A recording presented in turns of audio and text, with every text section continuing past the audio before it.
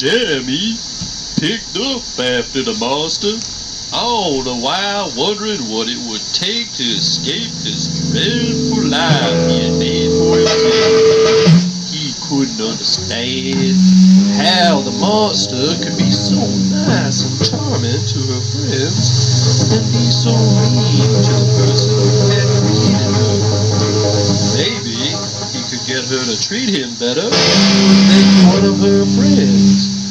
But which one of her friends would he choose? Her two best friends were just as hideous as she. Jeremy couldn't imagine himself making out with either one of her friends. Natalie was the most disgusting of the two girls, with her small teeth and big gums flapping in the wind. There's no doubt she wasn't inbred from somewhere in the old family tree. Her hair was about 4 different colors from constant dye jobs. She was always arguing about finding a man to sleep with her. There wasn't enough alcohol in Jack Daniel's distillery to make a man make that big of a mistake. She kept constantly growing.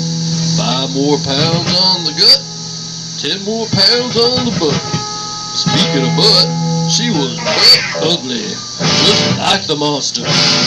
She looked like she should have freckles, but she had a blank face, pale without even a pimple. A pimple would be an improvement. It was just an ugly blank face with a blob for a body, with tiny boobs, much smaller than her protruding belly that kept protruding.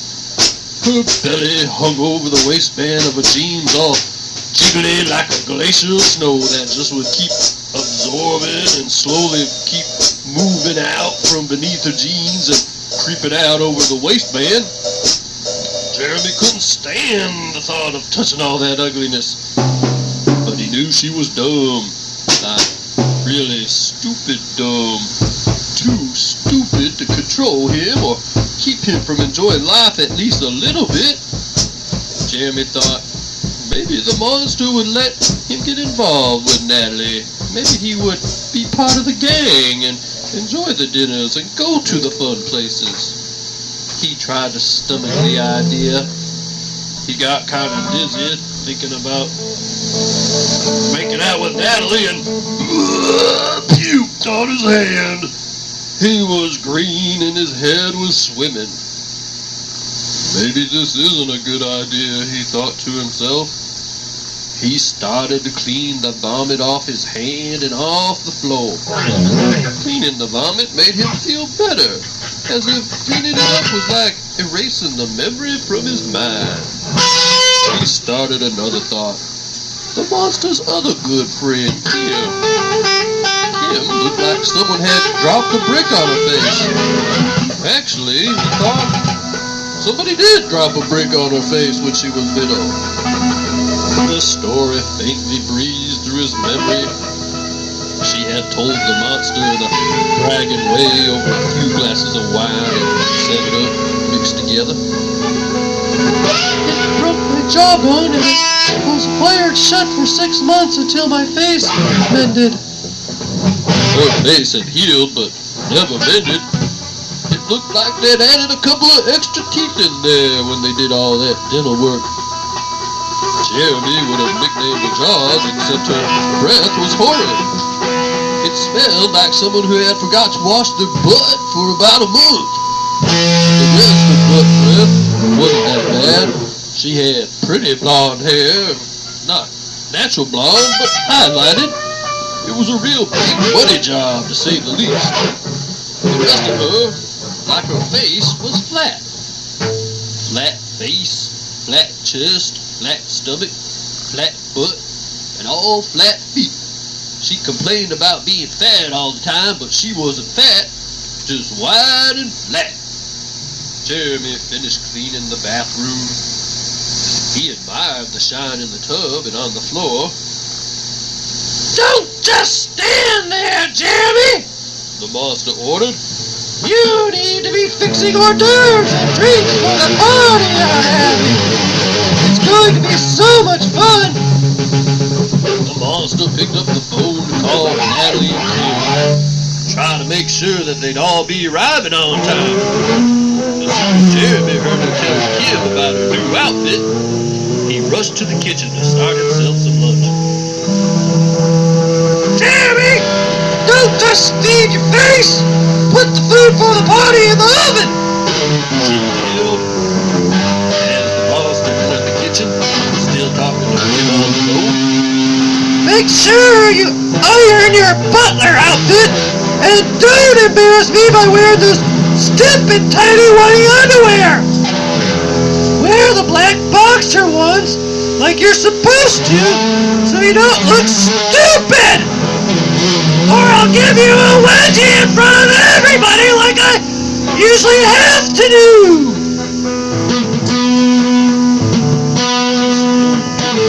Living room while still talking to Kim on the phone.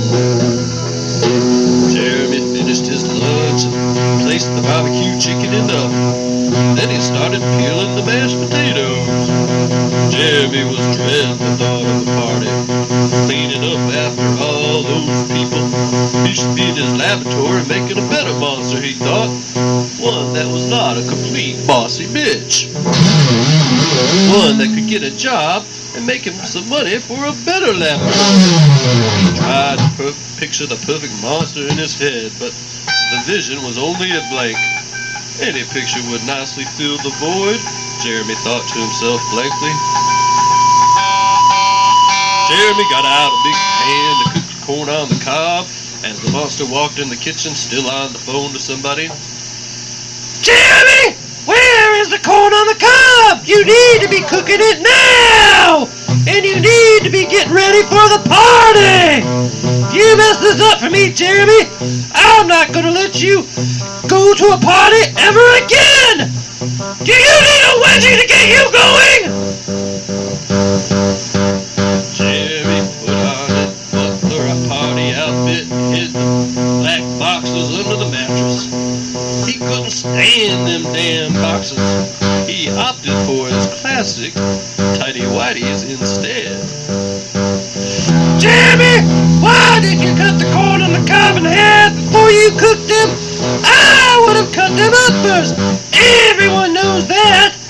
If you serve big pieces, people won't be able to get any of the other food on their plates. They won't get to try all the food I bought for the party, Jeremy. Why don't you do anything right, Jeremy? What's wrong with you, Jeremy? Why? She continued talking on the phone with Kim. Jeremy pulled out his meat cleaver, chopped the corn on the cob in halves. He fixed more hors d'oeuvres and put them on trays and chilled them in the freezer. The monster came in and asked Jeremy how to open the champagne.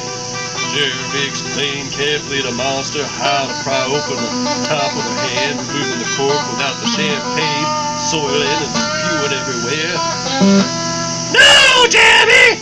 That is stupid! The monster blurted out. You use a corkscrew! Stay tuned for Jeremy's next adventure with Jeremy and the one-eyed, 2.5 lazy-eyed monster.